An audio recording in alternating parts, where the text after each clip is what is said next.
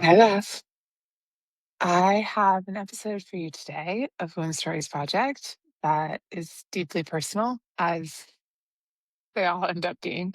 But this one is a bit extra unexpected in that the audio recording was something I thought was a private conversation. I decided now, 2 years later, to publish it. And I don't think I've ever done that. I don't think I've had an audio of a conversation that I didn't realize was being recorded for publishing. I realized on my daughter, Dottie's second birthday, which was about 2 months ago, that I really wanted to speak more to that journey. I was thinking about all the different conversations I might have and the people who supported me through it and held the space and were there physically and energetically and lovingly. And I realized that actually 3 weeks after the birthing experience, I had one of my weekly sister calls that was just automatically recorded through the conference call line that we use. And so here you have it. This is me, 3 weeks postpartum, 2 years ago, speaking about what it was like to bring Dottie into the world after I have gone through the journey of giving birth the first time at home, thinking I would do that with her, receiving the news about 36 hours before she arrived that there was a botched ultrasound, the result of which had this cascading effect of events that meant that under my state's laws, I was not able to birth at home with the midwife that I had chosen. And so here's the story. Here's me 2 years ago sharing in real time what it was like to both understand the ways in which I was being pressured, succumb to moments of victimhood within that, return time and time again to doing my best for myself and for Dottie,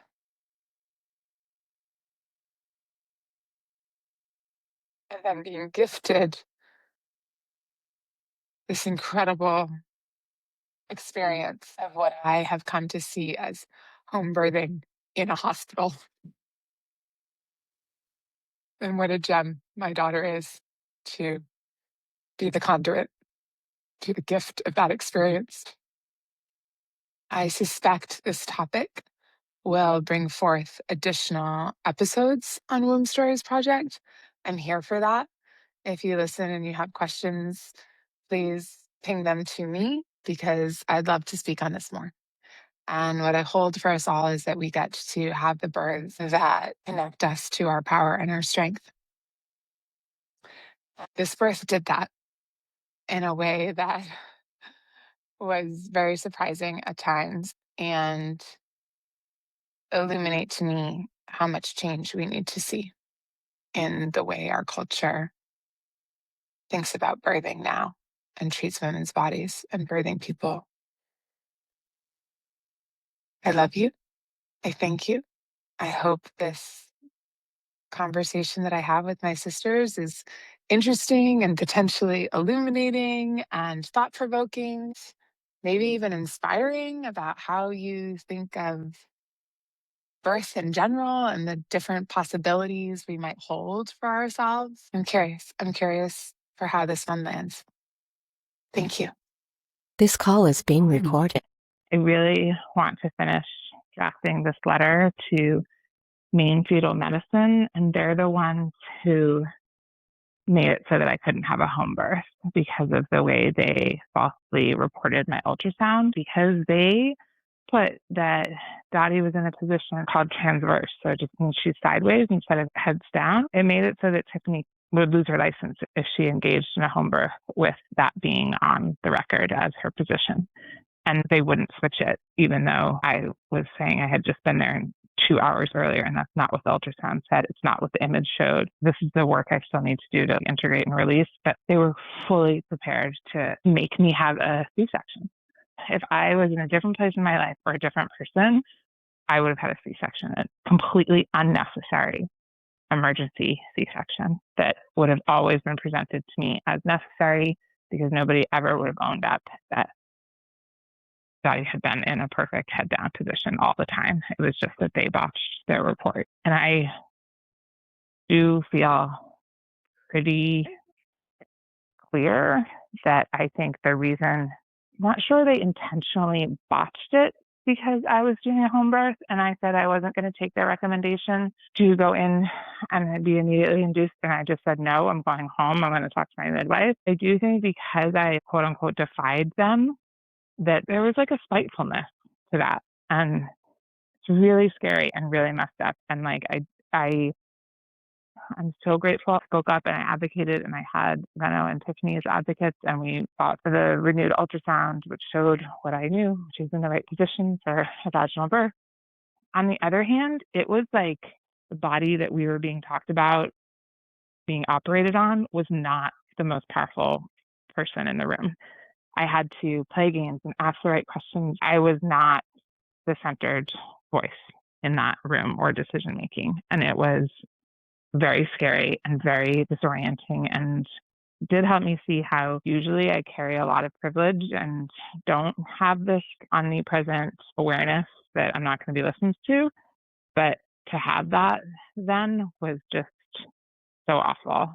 And I could see being years down the line connected to something I do around changing Maine laws, and potentially, if I do decide to go more into representative politics, do real work around. I think that's sort of where part of my journey and story is right now. Tiffany said something to me right before we got them to do the revised ultrasound. She was like, this is work that you do in the world, and we find this in the midwifery community too. Of course, this is happening to Kit because she's being asked to have all of these different experiences as a way of being able to connect with more women and the vast experiences that women have through the system, through home birth, etc. I was glad she could see that, but also I don't want to have to live this for everyone. I was connected to like the beauty of it, the power of it, and also like my own resentment to it. But it also unlocked this okayness that was me realizing that there was probably some quote unquote purpose to all of it, but that also I didn't need to actually have a C-section. Like in that moment, something dropped in of like, you can go through this experience and not the actual C-section and still be as powerful as you would be. I held so tightly to that message because I had these visions of them wheeling me and me like screaming into an operating room. And I was like, you're not going to let that happen. Or you're going to fight for as much as you can to not have that be what happens. So it didn't. The actual birth did happen at the hospital. Once I got to the labor and delivery room, and it was a much bigger and much nicer room than I thought it was going to be. I came into some element, not like full surrender, but like I'm going to make the most of it and I'm going to still have the experience that I want to have. And I think I really did. I was basically induced at around 1:00 in the afternoon with Pitocin. And then I went into more active labor around 9:00 at night.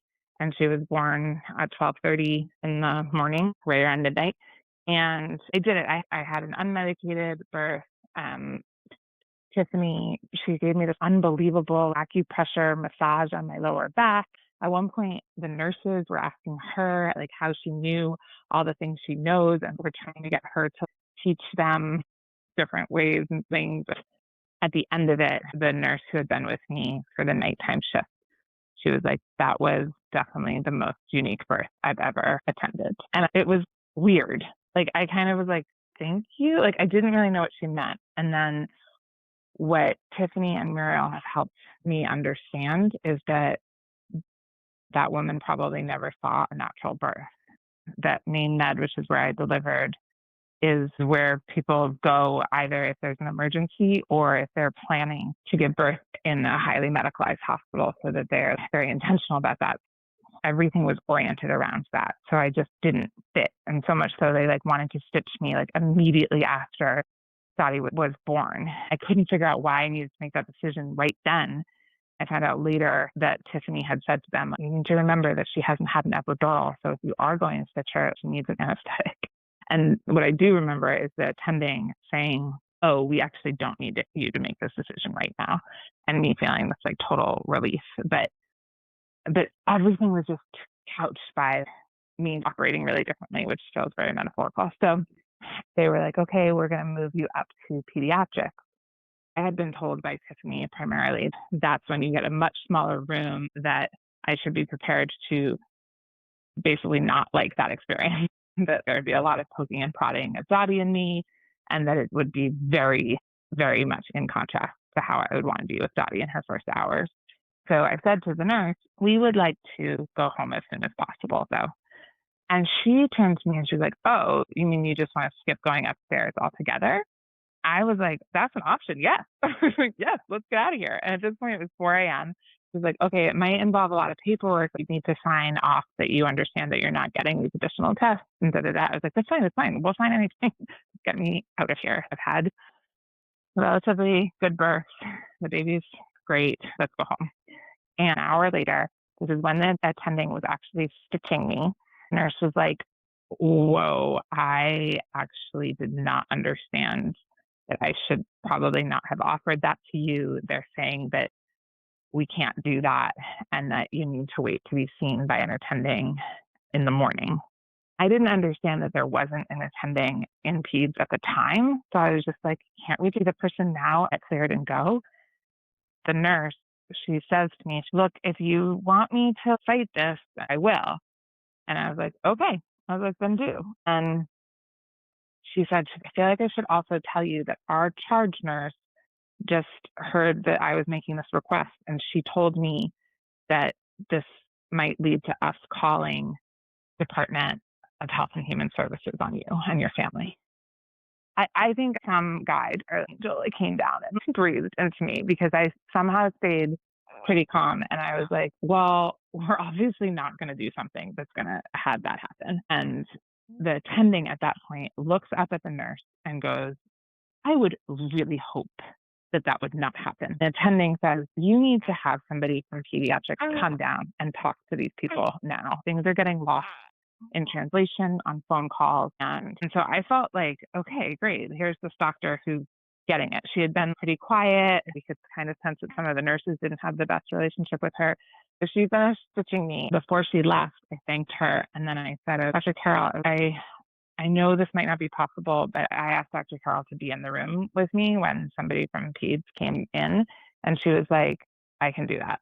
She was like, I should let you know, I will not have authority in that conversation because it's a discussion about you guys going up to PEDS, but I can be in the room with you for it. I think what ended up happening was that she actually called them and was like, what the fuck are you doing threatening these people to call Department of Health and Human Services? This resident from PEDS ended up calling down to my room wanting to speak to me. She seemed like she was on the verge of tears and like they were just all freaking out. I was like, this is something you guys recommended. You guys said to me, like, I said, I just want to leave here as soon as possible. You said that maybe I could bypass this. Like, I was like, fine, we'll go off.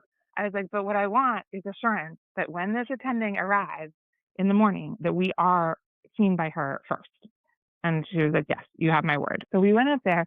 We were up there for like 3 hours. It was fine, except our nurse was talking to the peds nurse, but there was a curtain in between us, and she was relaying all of the information for me and Dottie to the new nurse, but I wasn't part of the conversation. And finally, I opened the curtain and was like, I just really want to make sure I'm hearing all of this. So I chimed in when I needed to. This is like kind of minor, but it gets to an issue later. Like the room was freezing. I like mentioned it and then complained about it an hour later. The pediatric attending does come at like 8:30 or 9 in the morning. We try to be super nice and friendly with her. We sign all this paperwork that we don't need all the like checkups and posts and prods. It's super condescending, but I hold my own. She's like, can we just take Daddy's temperature one last time? And I'm not thinking, I'm like, yeah, fine. And her temperature is low. And I'm like, it's freezing in here. And they were like, well, this now puts it, we can't discharge you if her temperature is, I was like, what's her temperature? Like, it was like 0.2 degrees lower than their arbitrary scale. And I'm so over it with their fucking arbitrary scales and like their arbitrary amniotic fluid and everything else. It's just about keeping you in their system at this point. Like, it's cold in here. And they were like, yeah, we get that. When babies aren't able to hold their temperature, it could be a sign of a bacterial infection. I'm like, like, I was like, I get that it could be this, it could be that. There's no evidence that she can't hold her temperature. It's cold. So now we need to take her blood sugar. So now you need to poke her. I was like, let me feed her first. I haven't fed her in 2 hours because we keep thinking we're going to leave. And they're like, no, we can't let you feed her because we have to get the blood sugar as soon as possible to the low temperature reading. It was just all nonsense. I am so over this. And at this point, a little bit of panic was setting in. I had been threatened, I had been coerced, and now I cannot seem to get myself and my child out of this hell where they just create fucking problems so they can solve them. But another angel stepped in and somehow Dottie's blood sugar wasn't low. I was shocked, to tell you the truth. I was certain it would be, and it would further this cascade of tests. I had, as soon as they had said her temperature was low, I put her chest to chest, and like her temperature came right back up because it was never an issue. It was an issue with the fucking cold room, which she never would have been in if she was at home. But anyway, so then we got home and it was amazing. And I've now been just like trying to figure out how to process all of that and my own like sense of what does it mean, what does it not mean. It just took so much energy to try to placate and like massage their egos. I would be like, we're really grateful for everything you've done. We have an almost 2-year-old. I recovered with him at home. I have my professional support at home. My midwife's visiting us several times in the next several days. Like, we're getting all these tests that you do here done. We're just having them done at home. We bring a lot of intentional and well-researched strategy to this.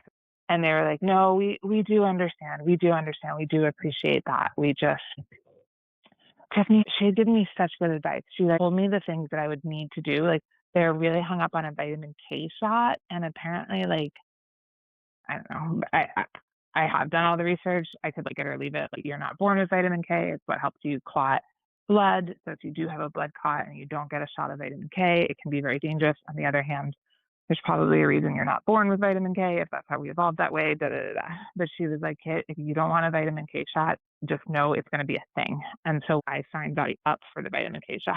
I was like, it'll be fine. And that even came up where the pediatric attending, when I said to her, I was like, we just want to go home. We bring a lot of intention into our decisions. This is not being done flippantly or callously. We just know for ourselves, for our family, for our new baby, it's for us to recover at home.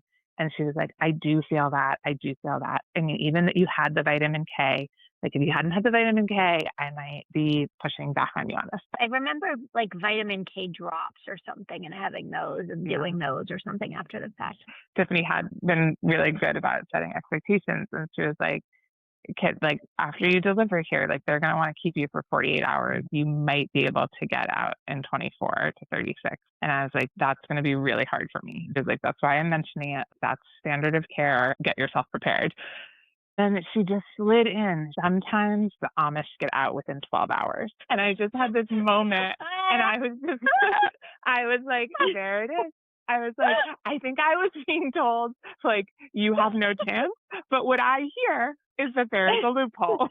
That is amazing. Isn't it so amazing? So Amish woman now, like raise the barn. Wait, I have a question. Has Tiffany ever done a birth in the hospital like that before, or was that the first time? No, she has. And she has such an amazing reputation there. In a different kind of life, she actually worked at Maine Med like 15 years ago. And she's had this happen before. So nurses and even the attending, she didn't know any of them, but it felt like more often than not when they came in to introduce themselves to us, they would be like, I've heard such great things about you. It's nice to meet you. So with the ultrasound, was it just like one person read it wrong, or like do you have a copy of it? Like, I do. I have a copy of it. Yeah, it was the sonographer, and she was like, your amniotic fluid is at a 5.2, and we like it as a 6. So I'm bringing a doctor in to talk with you. She was like, the doctor's going to recommend that you go right into delivery. And I said, honestly, this is what I think like started this whole thing. I said, well, I'm not going to do that. And the sonographer left. I said to my mom like, years later, I was like, I knew I shouldn't have been rude. And my mom was like, what are you even referencing? And I told her that. She was like, Kip, that wasn't rude. I was like, I know. And they have this total authority. Once they write up the ultrasound, there's no defying it. Like you are automatically, talk about the hamster wheel, you are put into whatever they recommend, and nobody can go against it without running the risk of losing their license. So what happened is that the doc came in, talked to me about the amniotic fluid, and she said, our baseline is a 6. If you're under a 6, we recommend immediate delivery. And I was like, okay, well, my midwife's saying that in the midwifery community, the baseline is a 5 per meter. And she was like, yep, that's another metric. She said there is not a scientific reason for certain metrics. Some people use 5, we use 6. Some people use the deepest one single pocket of amniotic fluid. And I was like, thank you for explaining, but I'm going to go home now and consult with my midwife further. And Tiffany called me an hour later and she's like, Kit, this report says that Dottie is in transverse position. And I was like, Tiffany, she's not. I was like, they opened the ultrasound confirming, saw it with my eyes on the screen. Her head is down. She said her head is down in the pelvis. My mom was at that appointment with me, thank God. My mom was listening to me talk to Tiffany, and she's like, I was there. I saw it. I heard it. When the doctor came in to talk about the amniotic fluid, she didn't mention anything about the baby's position to try to get me to go in to delivery, and she would have if it had been an issue. So I stupidly said to Tiffany, it's just a mistake. Can you just call them and explain? And she was like, okay. And then she called and they stuck by it. They were like, the report says it's transverse. It must be transverse. And then that's what Tiffany explained to me. Now I have written and verbal confirmation that they're sticking by this. I am now no longer legally able to attend your birth at home. I mean, Tiffany, she was in a really uncomfortable situation because she's looking at a professional report that is in complete counter to what her client patient is saying.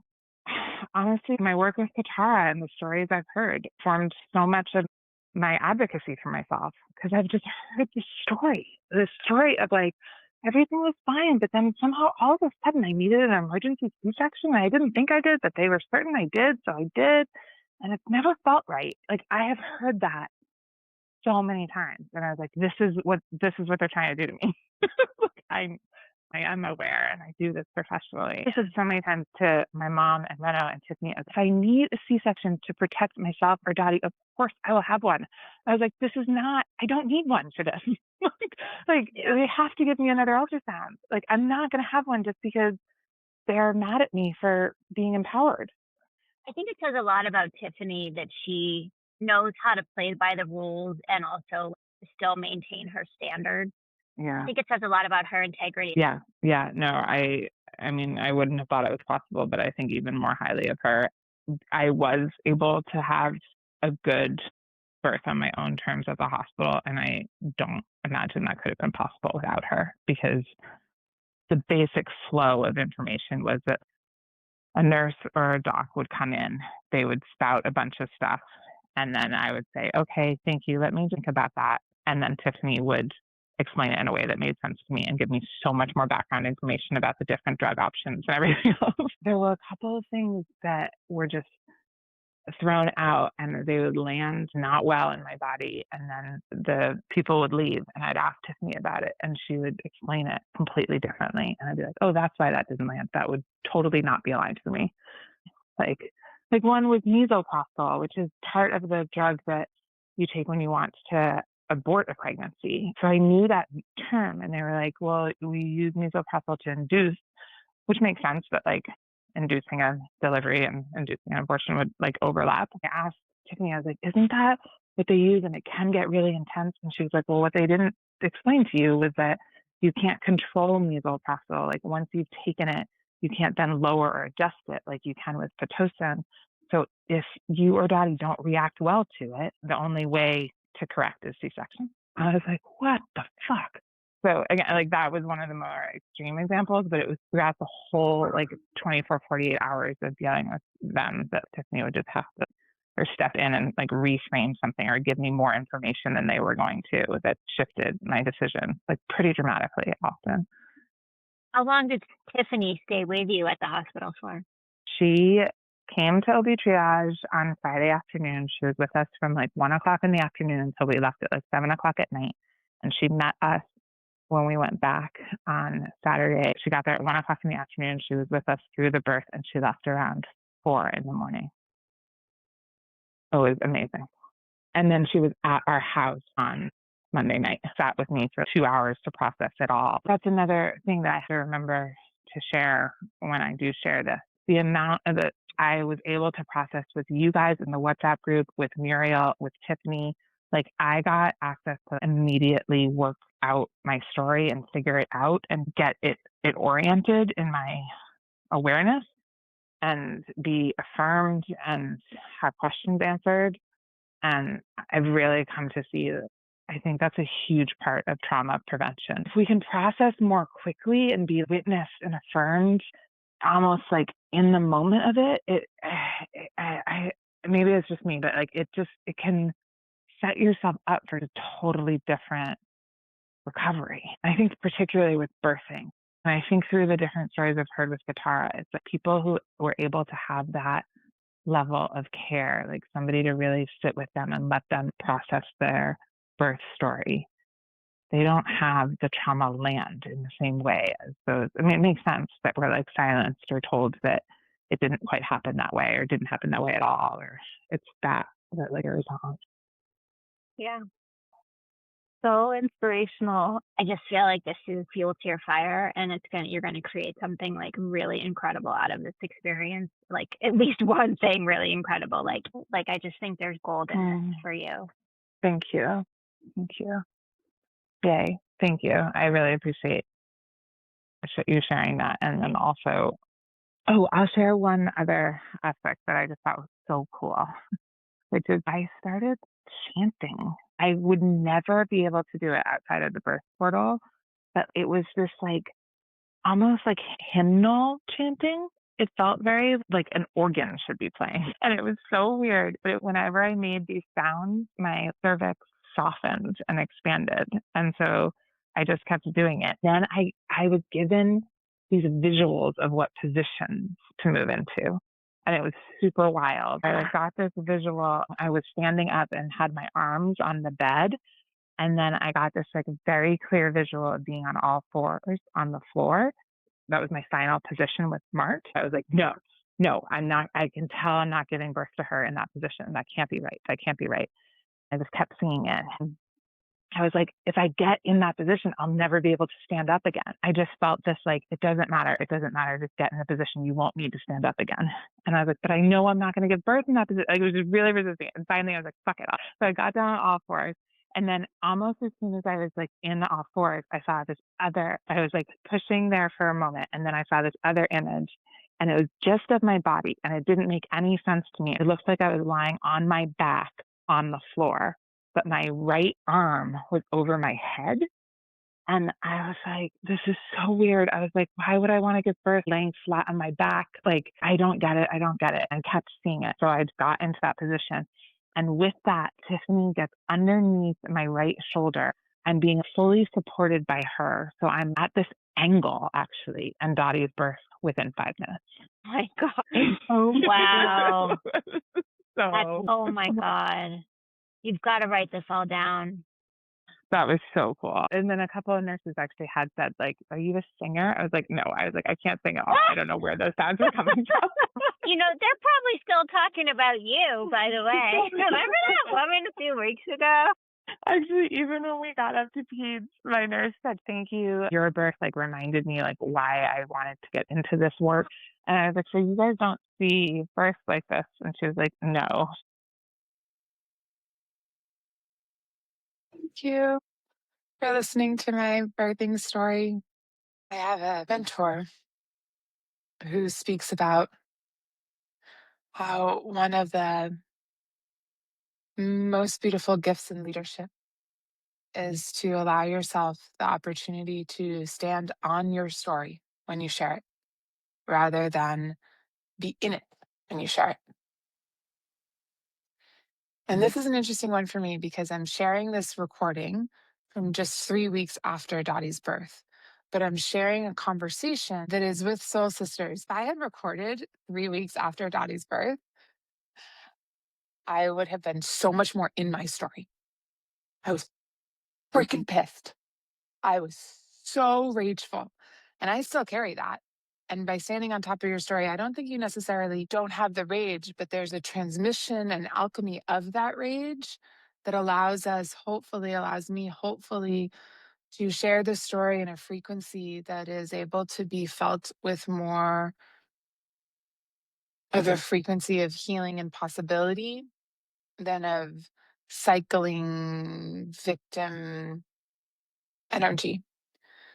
And that certainly is my prayer and hope for this episode that you just listened to. And I thank you for honoring where I am now and being part of my own healing journey for it, because it was presence to me a couple weeks after this conversation when I came to some very trusted women in my life and I said, hey, I'm in like a anxiety space that's like we're touching, if not on the line of some serious postpartum stuff. And what was so healing to me in that moment was a reminder of how important it is for me to speak my story, for me to share what happened, for me to do so though in spaces that felt safe to me, where I knew I would be held.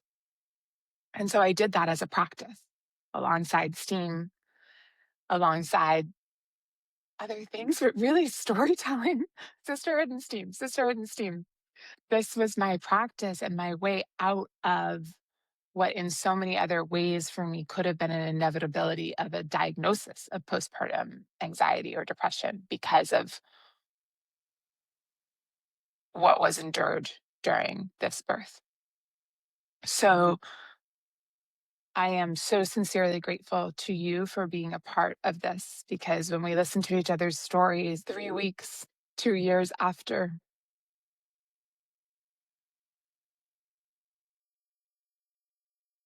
it's healing. It's healing to be seen and to be heard and to be believed.